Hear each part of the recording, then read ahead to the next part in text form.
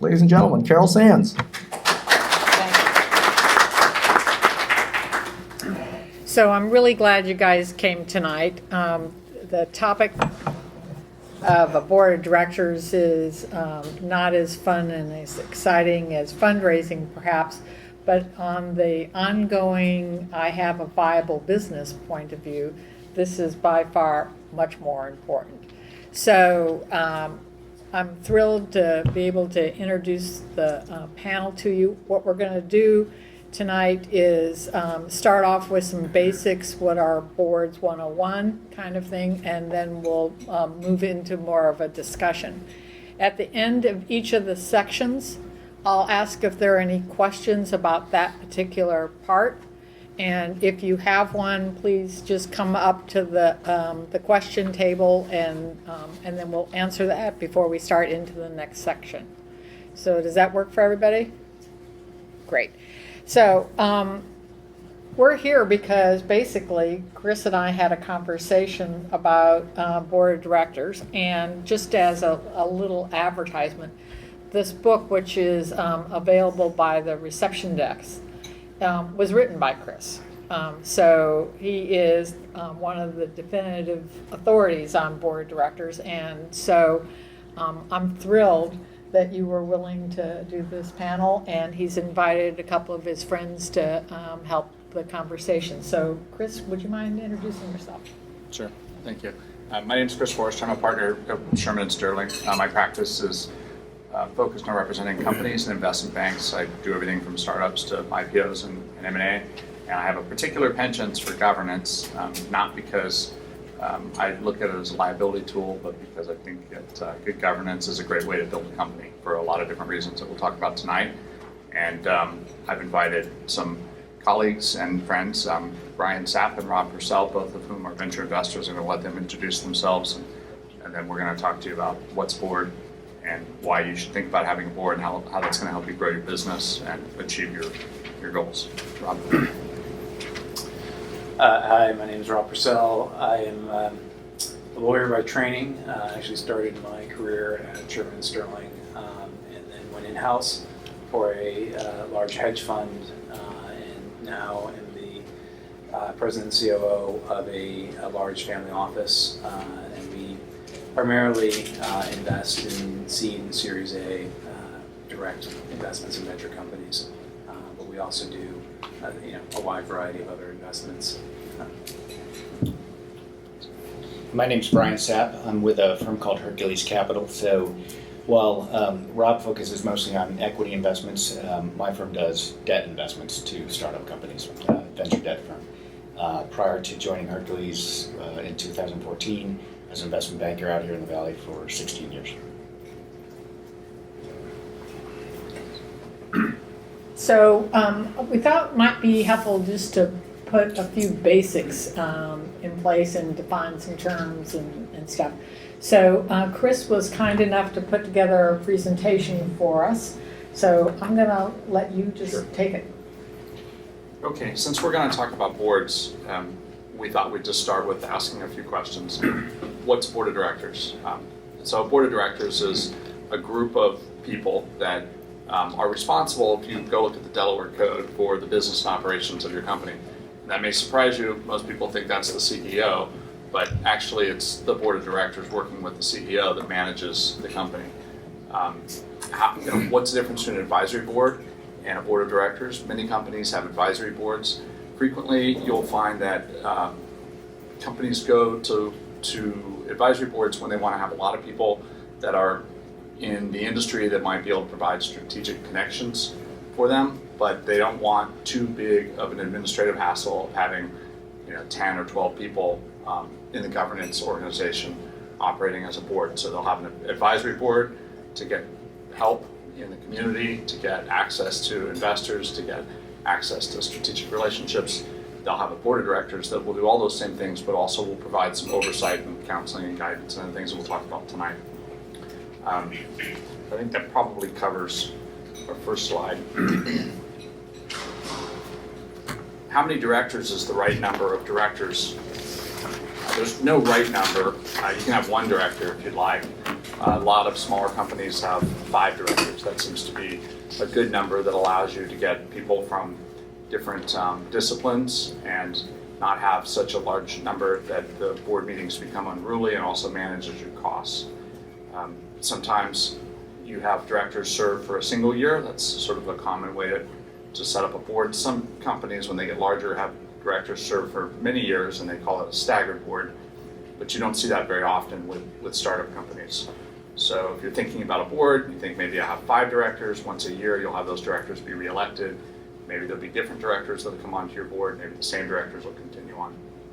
And the final question I'll answer as a lawyer, and then I'm going to turn it over to the investors, is what are the legal standards that are applicable to board members? Well, board members owe a fiduciary duty to the shareholders of the company. They're really the gatekeepers and the guardians of your shareholders' money. They're responsible for interacting with management every day and providing guidance and counseling and overall direction. And they can have liability if they don't do their job in the way that a reasonable board member would do. And we're not going to spend a lot of time talking about this tonight, but I'm happy to talk about it some other time. But directors essentially have a duty of care and a duty of loyalty. The duty of care says that they're going to roll up their sleeves every day, act like a reasonable person. They're going to read the materials that are presented to them for the board meetings. They're going to think and ask questions and try to make reasoned judgments. And the duty of loyalty is that they're going to act in the interest of the shareholders and not any kind of self-interest. So with that, that's a little bit of background, and I'm happy to take questions in a bit on the structure of a board. So you're done with that? Yeah, I think Let's do it. you want to stop? Let's Yeah. do a couple more things, and then we'll take one round of Okay. questions. Because people are going to ask, should I compensate my board members? And the answer is, usually you do compensate your board members. How do you pay them? Stock or cash? There's a combination of different ways you can pay your board members, and compensation consultants throughout the industry would be happy to charge you a lot of money to tell you how you should compensate your board members. But frankly, your investors will probably be a better source of telling you how you should compensate your board members. Some of the venture funds don't ask for compensation. Many outside directors that you might bring in to help you will ask for compensation. And you can talk with your lawyer and your investors about how to do that. How many board meetings should you have every year? Well, you should have as many as you think are reasonably productive. A lot of people think at least 4 once a quarter is a good number, maybe 6. Depends on how active and helpful your board may be. And you may know of boards that have separate committees. At a startup company level, you probably don't need separate committees. At some point in time, it may make some sense because there's so much work for the board to do to have some different committees. The first one that people think about normally is having an audit committee that will help you with the accounting and audit functions of the company. And then as your company grows, you may ultimately have a corporate governance committee, and you may have a compensation committee. Okay, so perhaps now we should take some questions. Yeah. So if you have any questions,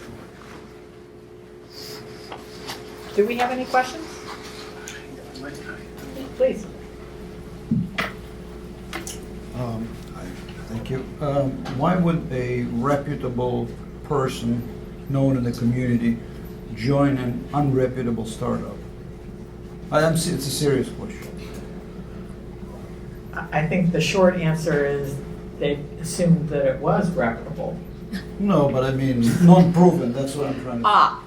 Well, so, got a group of people that are legally sensitive. So when you say they're not reputable, then that becomes the issue. So the question is really then, why would a wealthy individual or a industry expert want to be serving on a board of directors?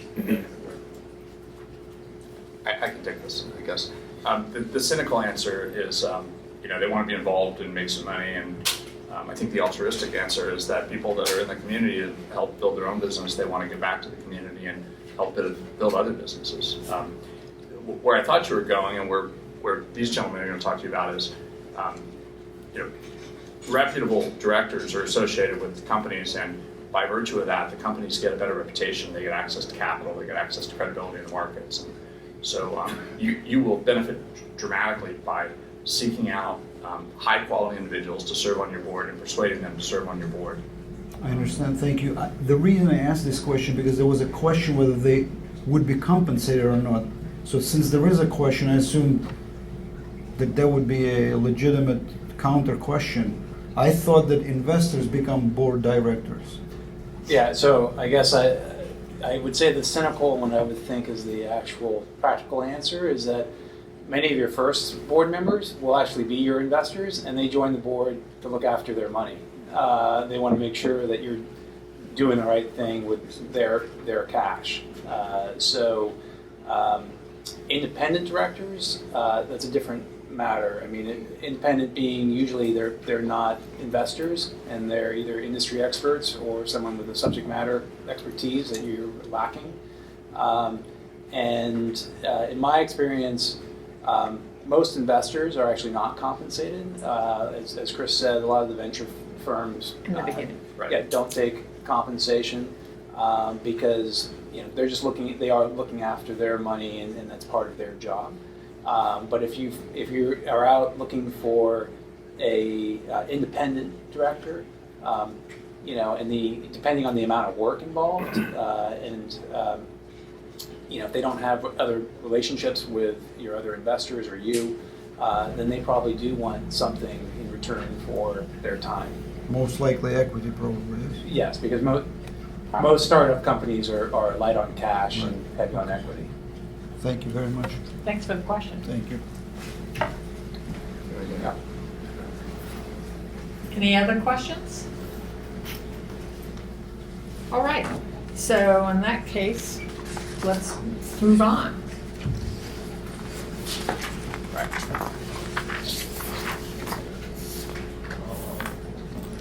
I guess the question for the evening is, why should your startup company have a board of directors? And we're going to turn this over to Brian first to talk about some of the reasons why he thinks your startup company should have a board at an early stage. So I guess for us, I'm a little bit of a later stage investor in that we usually don't get involved with companies until Series B or beyond. We'll go from a Series B kind of stage company all the way through a public company.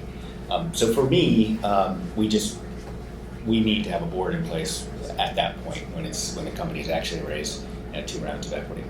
So for me, it's less of a whether you should or you shouldn't. It's for me the important distinction is quality, and I think we'll talk about that a little bit later on. But I think the most important reason to have the board and to have hopefully a quality board is I was investment banking for 16 years. I've been doing the investment side now for 2 years, and I can firmly say with 100% confidence that every single startup company I've ever worked with has missed their projections that they've given me. I've kept many of these in my files. Not a single company has actually reached what they thought they were going to reach in the time and in the order that they thought they were going to reach. So I think it's important to have a board of directors on hand.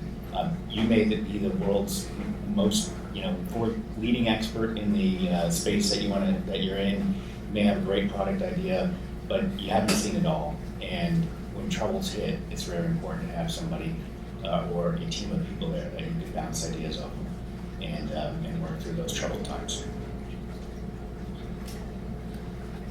Yeah, I guess the other thing I would add to that, beyond missing projections, is that a lot of very successful companies wound up pivoting early on from their initial idea to what they would become. I think that includes Uber and a number of other ones, right, that are household names at this point. So you may have a great idea, but it may take a couple,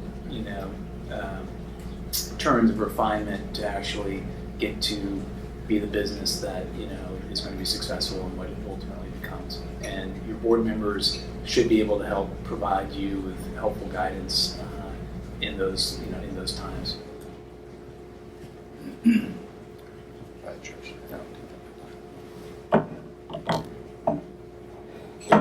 Yeah, so I think our takeaway is the first reason why you should think about building a board at a young stage in your company is because experience counts. And as they recounted to, not only in setting expectations and starting to build the team around you, but then also with dealing with situations that don't go quite the way you envision them going. Having some trusted advisors around you that have got an obligation to help you and your shareholders, you may find as a CEO will be an invaluable resource too. Do you want to talk about the obligation? Fiduciary obligations of the directors. I think a lot of people don't understand that a board actually has a legal obligation. Yeah. Well, what I was talking about earlier is the board members, they can be liable to shareholders if it turns out that if they failed to exercise their duty of care and their duty of loyalty that I mentioned. And so it's not as simple as just collecting a check or cashing a stock option. You've got to be available. You've got to show up for meetings. You've got to answer phone calls. You've got to prepare yourself for meetings. Hopefully be reasonably intelligent, articulate. You've got to listen to other board members talk and collect ideas from them. And you've got to work with the management team in a productive way to try to guide the direction of the company. I mean, those are the responsibilities that you have as a director. A great board is a great resource for CEOs. And I think if you talk with CEOs that have a great board, they would tell you that they really love having a great board. One second. So I'd just like to go down the panel here.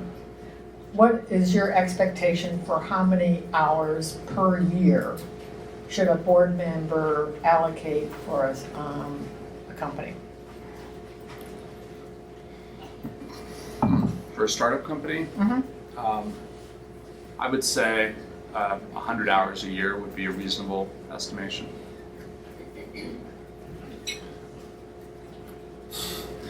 I'd say it really depends on the company and the situation, because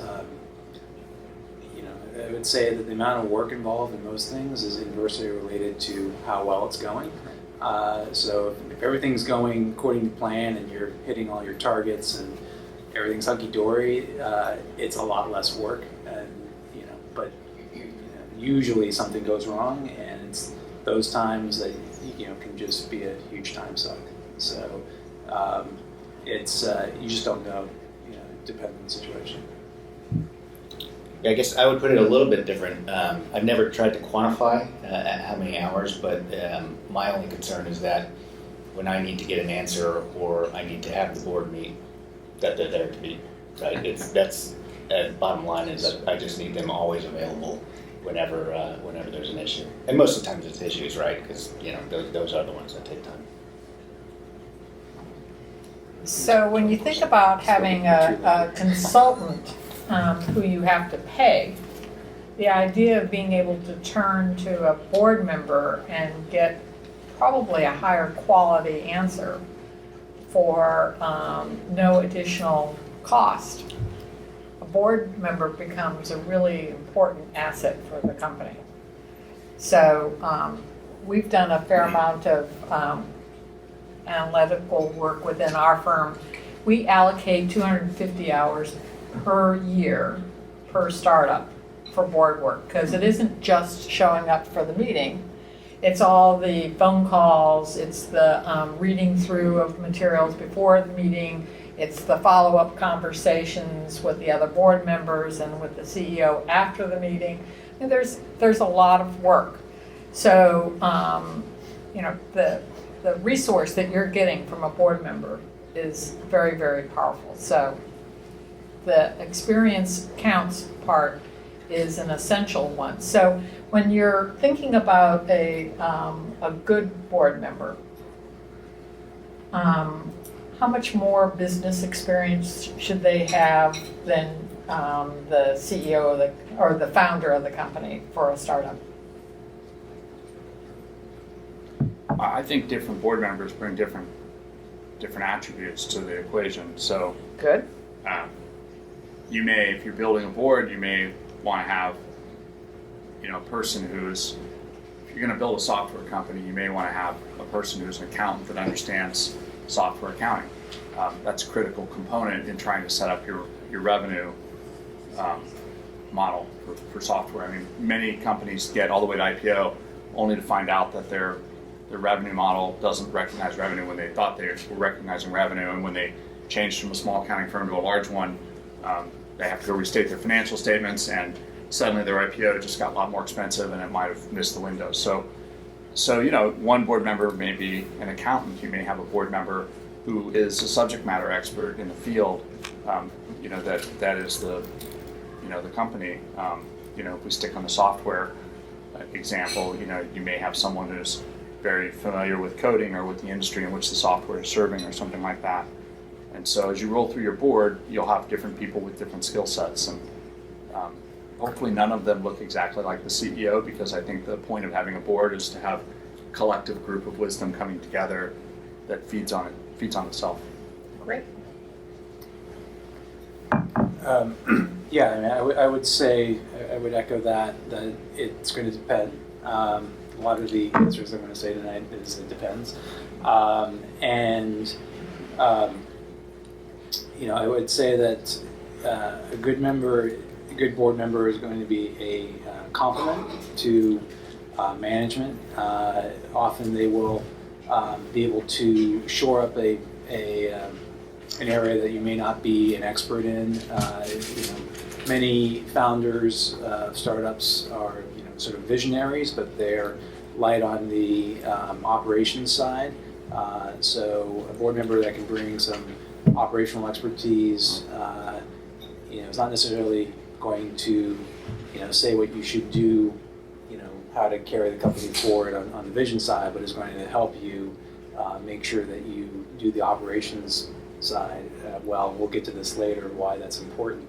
I think is helpful. Good. Pass? Okay. I'll take the mic. So there was a question. So Brendan, you want to come up here and ask?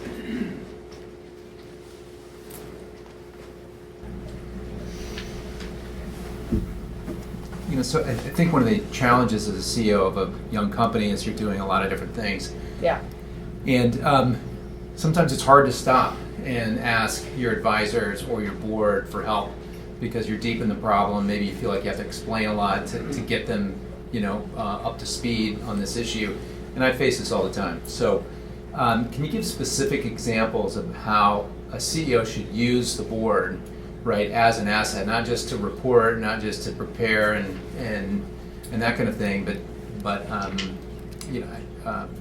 can you give specific examples of working with a CEO where they called upon you or you saw them be proactive in getting something that the company needed or that they wanted and kind of managing up, so to speak? Yeah, I mean, I can speak to it from, I guess, more from a strategic side of things. A lot of CEOs and management teams are obviously busy running the day-to-day business of the company and executing the strategy. From an investment banking standpoint, when I was a banker, companies are approached all the time for an exit or an M&A event. And what I've seen a lot of companies do is not have their CEO per se get involved deep in the weeds on an inbound inquiry at first for a private company, and have your trusted board member to handle some of that. And that kind of takes it off of the pressure off of the CEO until he ferrets out whether it's a realistic combination or not. Yeah, I would just add that the board can help you out, and particularly on an early stage, to you can leverage their networks. So if you're looking for a CFO or CTO candidate, they will often have kind of a black book of people that they've invested with previously and they can vouch for it. And so that I've found very helpful. And just to extend on the point, if you have 5 directors, they can each have a different job. You can have the chairperson who you're interacting with regularly as a liaison and sort of as a mentor and someone against whom you can bounce ideas. So you can have, your auditing expert manage your audit relationship. You can have, if you have someone who's deep into HR, they can run hiring processes for you. You can leverage your board by giving specific assignments to the directors. And, the board doesn't have to all meet together in order to affect this. They can meet quarterly and update each other. I can think of lots of examples where we've had CEOs go back to a board member and say, this is a special project and you go work on this for me for a while. That's part of their job. So we marketed this as the 5 reasons why you wanted a board. So 1 was experience counts, but 2 is that it can help drive sales and open all sorts of doors. So Chris, you want to start us off on that one? Sure. I mean, I think this is not a legal point, of course. It's just a business point. But I frequently see our companies in the middle of board meetings say, you know, well, who has this relationship and who can make this introduction, and those, you know, if you've got a board that is an experienced board that's been around the block a few times, each of these people have been, you know, a C-level executive with the company. You know, you just leapfrog lots of intermediate connections to get to decision makers and other entities. You know, whether that be service providers you're trying to contact, or whether it be potential customers, for example, that you are trying to develop relationships with, or suppliers. So. Yeah, I would, just like I said before, I mean, it's a lot of how the Valley works is on networks, and, you know, being able to leverage your board members' networks is, you know, usually critically important. We'll get to fundraising at some point, but that is one key element that your board should be able to help you with. And I would add, it happens all the time. I've got a portfolio company that just this week finally signed a rather large channel agreement with a company. It's kind of a company in a tangential space, but it would really help this company out. And that channel agreement really came about because of one of the original board members from 4.5 years ago. So, you know, if they didn't have that board member, maybe the channel agreement wouldn't have happened, because I think he's probably was instrumental in leapfrogging some of the layers that he'd have to go through. This is a rather large organization that they're dealing with, you know, or maybe it would have taken 8 years to do the channel agreement, but it happens all the time.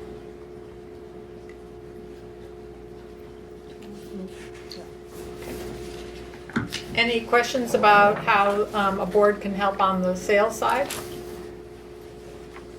Okay, so then let's move forward to the fundraising activities that a board member can help you with. So, how have you been? Sure. I mean, I think the amount of time that you'll spend fundraising always takes entrepreneurs kind of by surprise. It's a full-time job. It's a full-time job. I mean, you'll spend at least a third of your time fundraising, honestly. And it's like being a politician and getting elected. It's like you immediately start the process after you know, once you closed your last round, you'll start the next process pretty soon thereafter. And, you know, I think it's critically important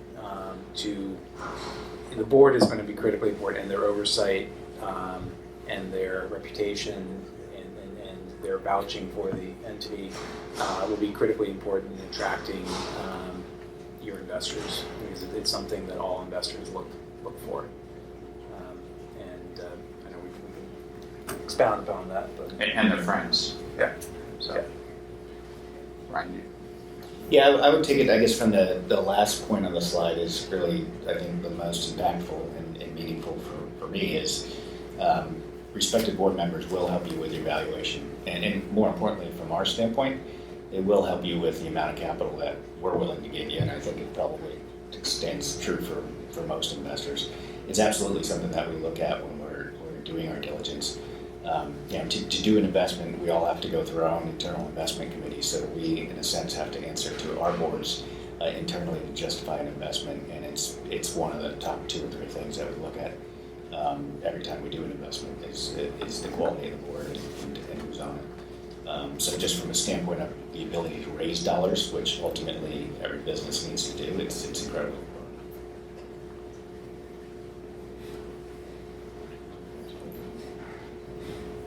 So, one of the delegatable activities for a board member is to help the CEO put together the target list, to help them prep the presentation, help them customize it so that it's meaningful to each specific venture fund. Rob, I know you've done a lot of that. Yeah, I mean, like I said, it's a large part of what I do, and I would say that it is critically important to open doors to, you know, people say, do you know anyone at these firms? And you know, often your early stage investors will have contacts at the later stage firms, because not many firms invest in each stage of the ecosystem of a startup. So, you know, you have some firms specializing in seed and A, like we do, and Brian, you know, as he said, you know, specializes in later stage, and you have growth VCs, you have late stage VCs. So while you hope that, you know, your early stage investors stick with you, they will not likely be the lead investor throughout every round, right? So so you will be passed on through different firms, and having someone who you trust and who your investors, your incoming investors trust to help you through that process is I think, critically important. I know, like Brian said, you know, is definitely a key element of what we look for. You know, that also extends to negotiating terms, because you know, this may be your first or second or third time you've gone through the process, but your investors have probably done 100, you know, of these investments, and so they know what's market, they know what's not market, and they can also be a resource to resist terms that you may not otherwise, you know, want to take. So, Chris, let's assume that the board did a great job of making some introductions and helped the CEO craft the message to a point where he got multiple term sheets. What would be the proper role of a board member as they're sorting through which of the term sheets to take? I think a well-functioning management team is working with their board and evaluating term sheets. Collect a lot of them if you're lucky. Talk to the board about what are some of the basic objectives you're trying to achieve, filter through them and rank them, and then come back to your board and present them to your board and get your board to tell you, based on their experience and your input, which term sheet you should pick to sort of be the stalking horse and try to lead your round. Ultimately, you do need a board of directors to approve your term sheet and approve the documents. It's just a matter of corporate law. So you want to keep them involved for a variety of reasons. One, they open the doors. Two, you'll gain from their wisdom and experience. And three, ultimately, you need them to approve the transaction. And it's better if you don't come to them at the last minute, try to explain to them, because that runs at odds with them being informed and exercising their obligations as directors. So. Yeah, I'll add that as the investor in these things, one of the things that, you know, I hate personally is negotiating a term sheet and a deal with the management team, and then they haven't kept their board informed, and then it goes to the board, and the board has lots of changes and comments, and then it comes back to you. You want to avoid that, because you may scare off the investor. They may just move on. Any questions about the board's involvement in fundraising activity? If you would mind coming up to the front, and I know you had a question too, so, okay. Thanks for being here. I wanted to explore that last bullet just a little bit more. You talked earlier about advisory boards and the board of directors and the different roles and responsibilities in terms of the fiduciary and operational oversight of the board of directors. If I'm looking at something like a medtech startup, medical device specifically, there's the medical practitioners that we would normally want to bring on an advisory board to add credibility. Right. And there's operational oversight that we'd want in the board of directors. I'd like to get some insight on how that advisory board interplays with the board of directors with regard to your sense of valuation. Would you want to see subject matter experts on the operational board, on the board of directors, or do you feel comfortable seeing them more in a technical advisory role at that point? I figure out how to start. I guess I'm used to seeing them on the advisory board more often than not than on the actual board of directors. I think we were talking in general that for startups, particularly early stage startups, a lot of your directors are going to be chosen for you because they're your investor. It's usually it'll be a designee of your lead investor, maybe 2 investors, and then you'll round it out ideally with some independent directors. But it's almost universally the lead investor is going to want a seat at the table in an early stage investment. So that's that, and then the subject matter experts usually don't want to sign up for the amount of time involved, right? So they're willing to weigh in and have a couple calls, but 250 hours or 100 hours is usually too much for them to spend on a board. And for us, in terms of the investment decision, I cover a different space. I'm not in the life sciences and tech space. I cover clean tech companies, energy tech companies.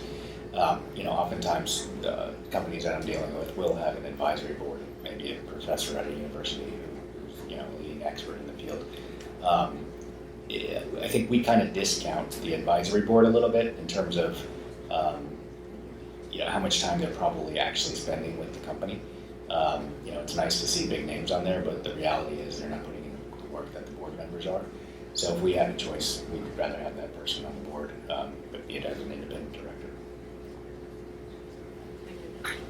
I would just add that in the life sciences space, I think most life sciences companies have got subject matter experts on the board. I think that's pretty important. The distinction I would draw is one that Rob started to draw is I would think of people that are on your advisory board as more places where you could go to get connections, as opposed to people that are going to be actively involved in the business. Less of a commitment, but still a resource for you. It's also less of a liability from a legal perspective. Well, if you have good lawyers, you don't have to worry about that, of course. So That's another question. one of the other things that you might want to think about for the advisory versus the board is that the advisory tends to stay in a life science company around the science and the medical part of it. And what the board of directors is singularly focused on is the health and survival of the company. So you want people who have those skills. Yeah, actually, this is a pretty good point. Your board of directors is a body that you're going to go to and disclose very confidential information about your company, very sensitive information. It's in some senses it's sort of like you're the counterpart in your spouse. You're going to be talking with these people, this body, all the time about decisions that the company is going to make. You're not going to release that kind of information to your advisory board. Your advisory board might have 15 people on it. They're people that can make connections, but they're not going to get that level of access to the company. You wouldn't want that to be the case. So. Did you have a question? Yes, so in the very beginning when board is formed, maybe first investor joins, certain kind of catch-22 maybe situation, is there a certain level of cash that is needed there already on in the account? And for a software company like 2 to 4 people, about that, what is the estimated burn rate for a year? Maybe it's disjointed a bit, but Yeah. So I think the kind of the underlying question to what you're asking is when is it appropriate to have a board of directors? So, you know, there are multiple parts to that answer. When you incorporated, you automatically got a board of directors. It's the law. Can be one person, a lot of times it's two, but they're typically the founders. When And you incorporate, it's just you. and if you're incorporating, then you are the board. Okay. The concept of having what's called an outside board, which is having people who are not part of the employee pool and not part of the founder pool, being involved in the decision-making of the company, is typically happening after the company has passed the first survival test. So it doesn't normally happen right at birth. And so the key question is, if you're going to be an outside board member, you don't want to do that unless the portfolio company can afford to pay for D&O insurance. Because there is liability to me as a board member. And so I'm not going to risk my wealth for your company without having that protection. So that typically means the first round of outside funding. Right, so what I'm saying is, I'm trying to evaluate numerically. You need $500,000, what do you need? It's, I think, Rob keeps saying, it depends. There are no guidelines about this.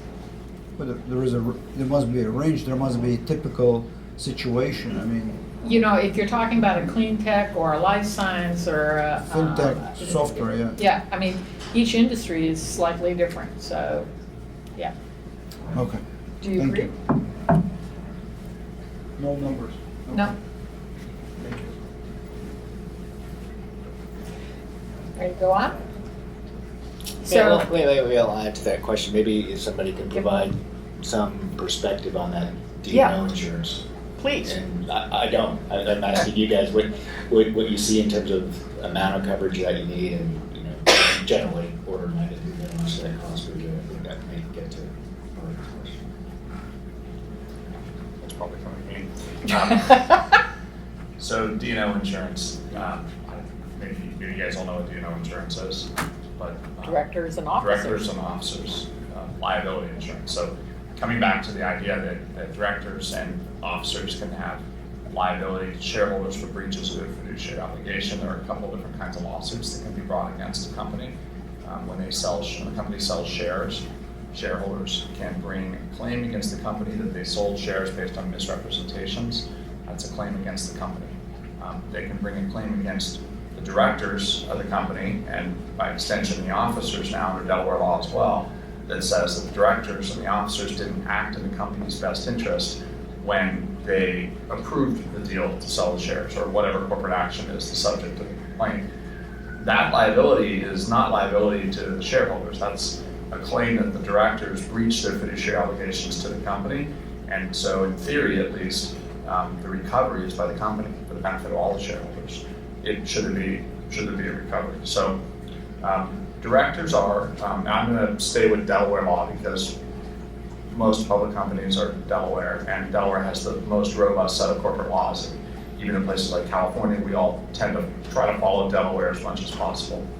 Delaware law says that directors and officers, in performing their duties for the company every day, cannot have liability if they perform those duties without breaching their duty of loyalty or acting in a grossly negligent way or an intentionally wrong way.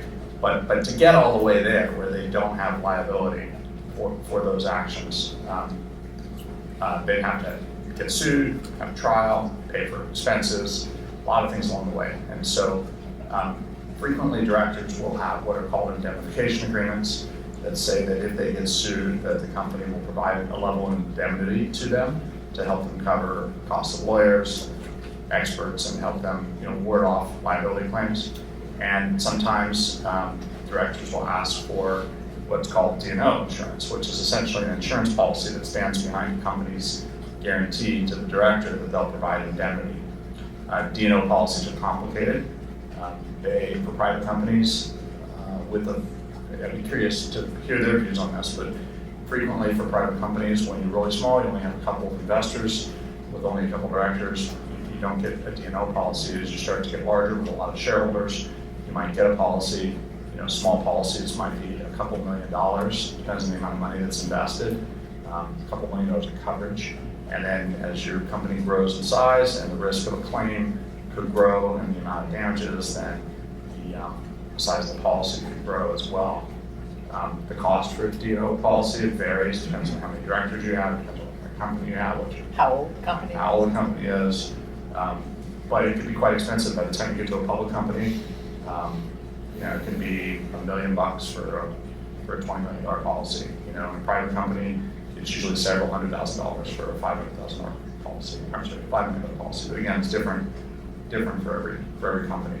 So that's a very quick high-level primer on this. And if you do take one of these books away with you tonight, not only can you learn I'll do my Vanna White here.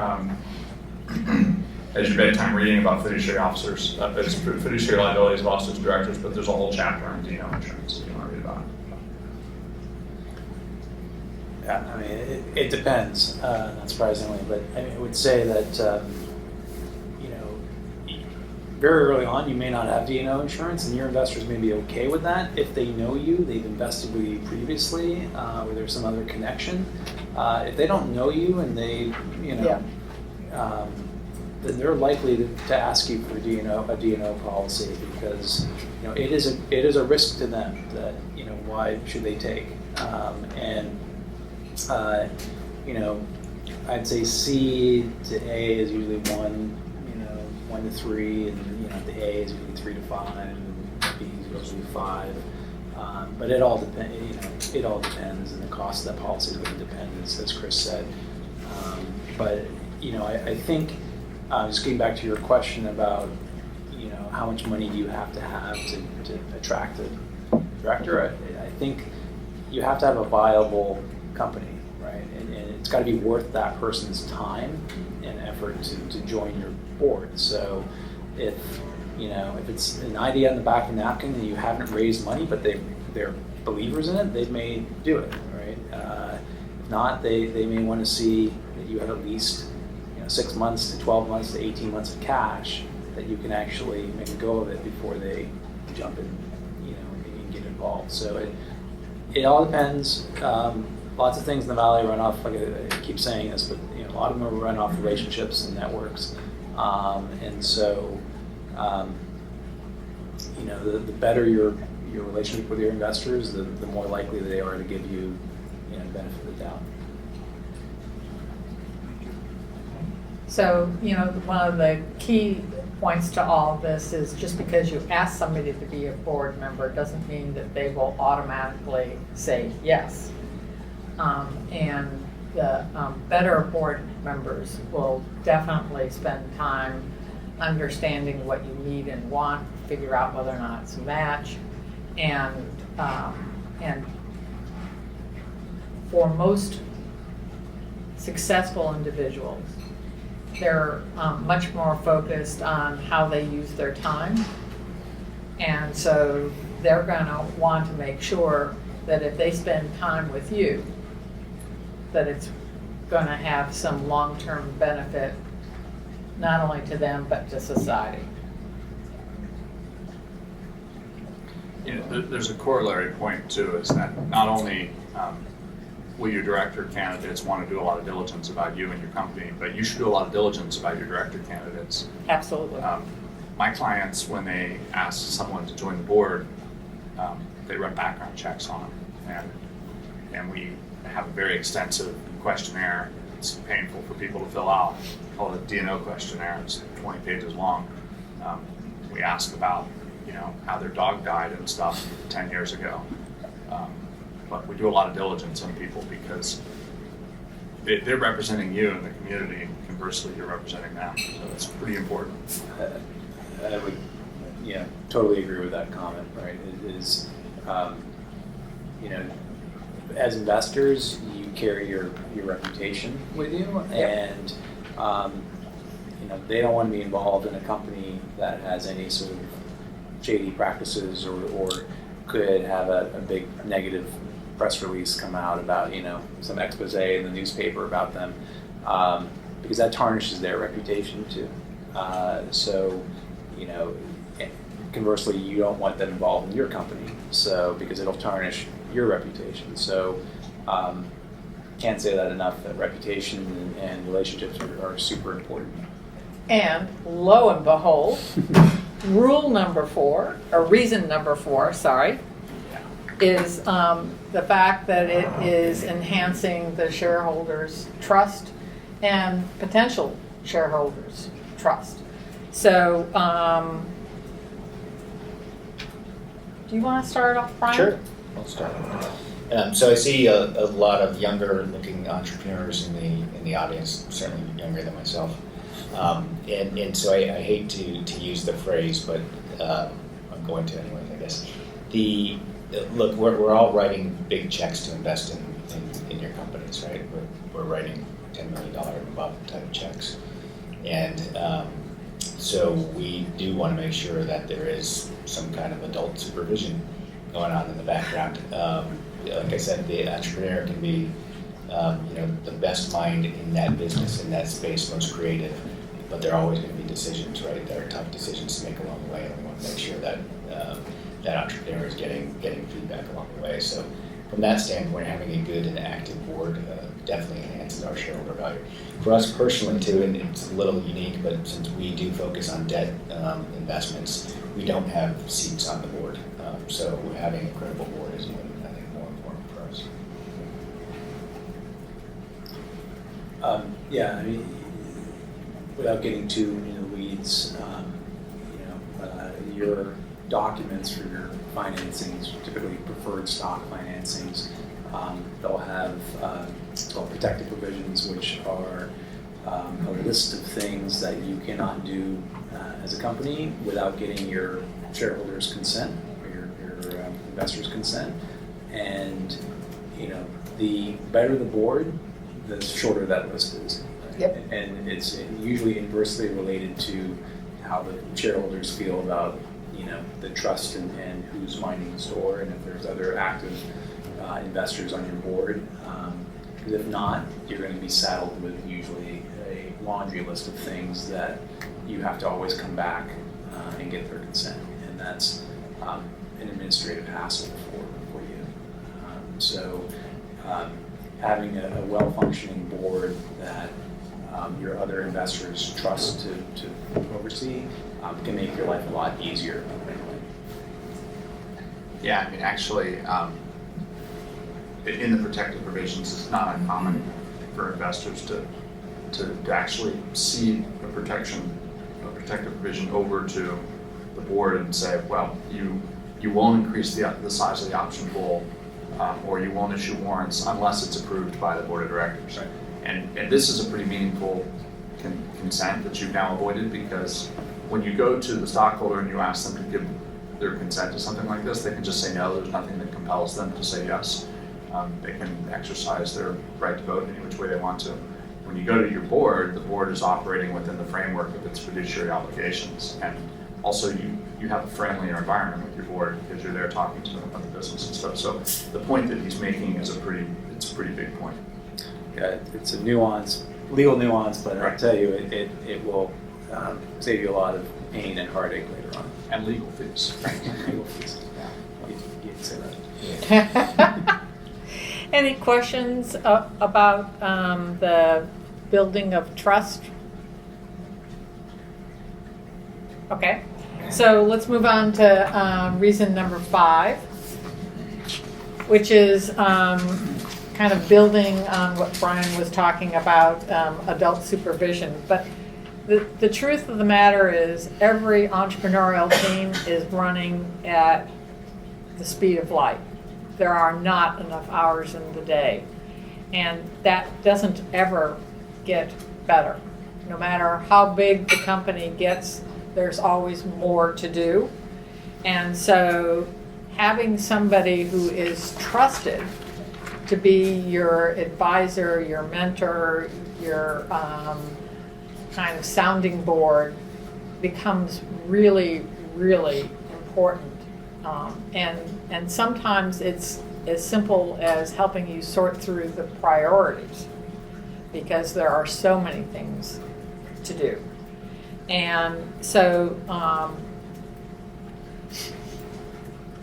when you're thinking about your particular board work, Rob, how much time are you spending actually in that mentor role versus the sit in the meeting role?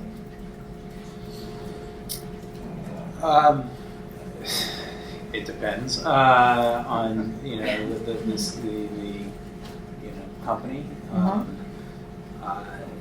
My background is in securities and M&A work, so I often will spend a lot of time with a company that gets an acquisition offer, right? And I'll help them work through the documents, or work with outside counsel, probably serve on a committee on that. I'll also work with term sheets when it comes to financings. So that's my expertise, and that's what I try to bring.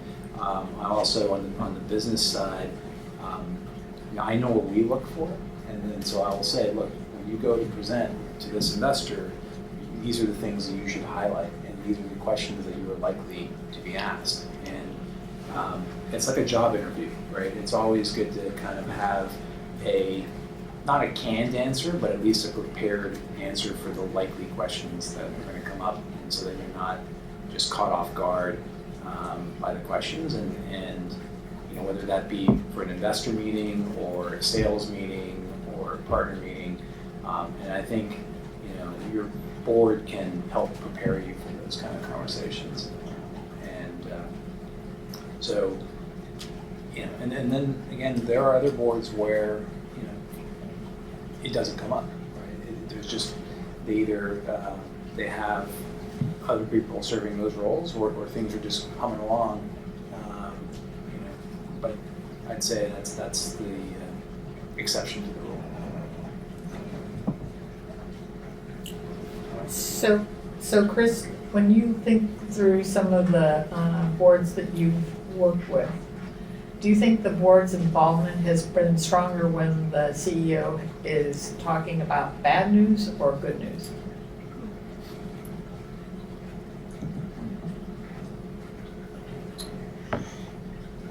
I think that a CEO that keeps his or her board informed in the good times will find that that board will be easier to work with in the bad times. And I see a lot of boards in my role. I get to sit, in the cheap seats and watch all the fray, and then help them, sort of unravel it in the end. And I think boards are what you make out of them, ultimately. It's a collection of individuals that you bring together. Hopefully you rely on them. The more you rely on them as a CEO, the more you realize that, unlike the sign on Highway 101 that's got the picture of the CEO that's trying to fly, you can't fly, you need help. And the more you rely on your board to get help, the more helpful it will be. Bad times and good times. I've worked with boards that have fired CEOs because the CEO's gotten too far out in front and done some bad things, and I've often thought to myself, boy, if that person had just stayed a little connected to the board, maybe they never would have made those decisions that led to that as well. So. I think that's a very insightful evaluation of the relationships between the CEO and the board. Any questions?